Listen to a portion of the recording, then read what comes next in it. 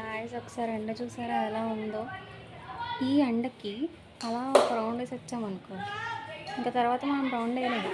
ఎందుకంటే మనం పడిపోతాంగా, అంతలా ఉంది ఈ ఎండ. బట్ మా ఇంటి దగ్గర పిల్లలు ఉంటారు. ఎప్పుడు స్టార్ట్ చేస్తారంటే కరెక్ట్ మిట్ట మధ్యాహ్నం ఆడుకోవడం స్టార్ట్ చేస్తారు. సాయంత్రం అయినా సరే ఆపరనమాట. నాకు తెలిసి ఆ బ్యాక్గ్రౌండ్ నాయిస్ అనిపిస్తుంటుంది, గోల గోల. ఇక్కడ నాకు హాయ్ చెప్తున్నాడు అనమాట బుడ్డగాడు, చూస్తుంటాడండి. హాయ్